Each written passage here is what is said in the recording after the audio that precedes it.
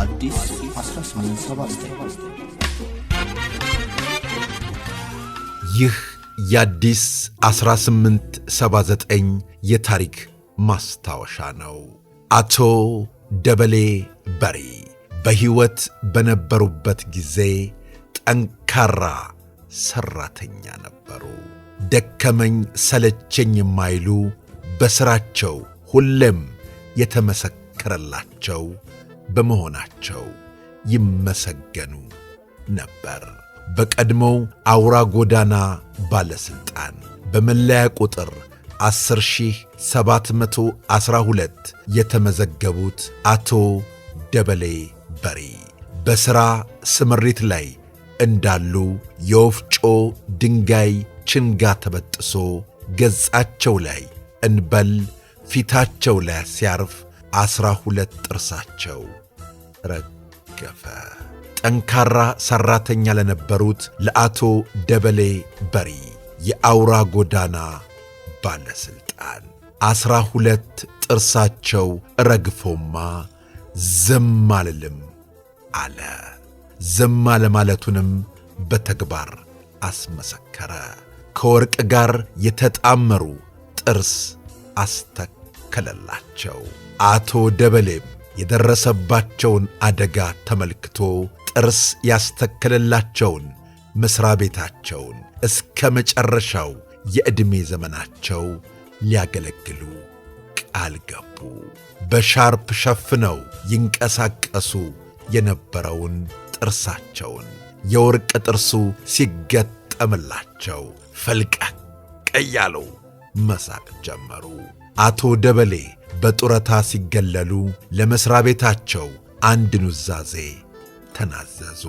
ሰው ሟችና ፈራሽ እንደመሆኑ መጠን ከዚህ ዓለም በሞት ሲለዩ በሕይወት ሳሉ ጥርስ ቢጎርልባቸው በወርቅ ያስጌጣቸውን መሥሪያ ቤት በጥርሳቸው ላይ ያለው ወርቅ ሲሞቱ ለባለውለታው መሥሪያ ቤታቸው እንዲመለስ ተናዘዙ።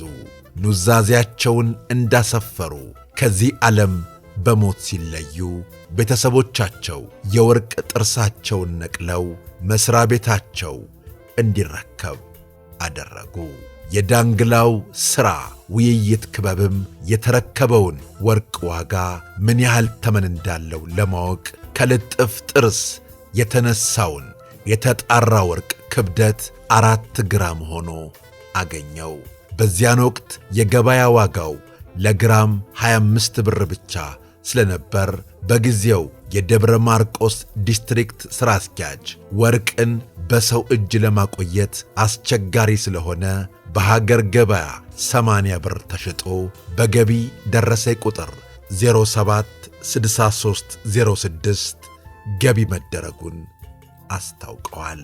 አቶ ደበሌ በሪ በአውራ ጎዳና ባለሥልጣን መሥሪያ ቤት በቀን ሠራተኝነት ከመጋቢት 6 ቀን 951 ዓመተ ምህረት ጀምረው እስከ መጋቢት 1 ቀን 970 ዓመተ ምህረት ድረስ ለ19 ዓመት ማገልገላቸውንና በዚህ ጊዜያትም ለወፍጮ ድንጋይ ሲያጎርሱ 12 ጥርሳቸው ረግፏል። የቀኝ ጎናቸው ተሰብሯል። ዐይናቸው ፈዟል። ቀኝ እጃቸው ተቀጥቅጧል። በአጠቃላይ ከሞት ተርፈው መሥሪያ ቤታቸውን ያገለገሉት አቶ ደበሌ በሪ ጥርሳቸው ሲረግፍ ባለወርቅ ጥርስ ላደረጋቸው መሥሪያ ቤታቸው ጥርሳቸውን ሕይወታቸው ሲያልፍ ተናዘው አስረክበዋል። አስደናቂና አስገራሚ ታሪክ ነው። እኛ ደግሞ አሁን ሕይወታችን ሲያልፍ ለብዙዎች ብርሃን እንሆን ዘንድ የዐይን ብሌን ልገሳ ማድረኩን እንዳንዘነጋ በማለት የታሪክ ማስታወሻችንን እንዲህ አቀርበናል። በቀደመው ዘመን እንዲህ አይነት መታመን ነበር። በርግጥ ያስገርማል።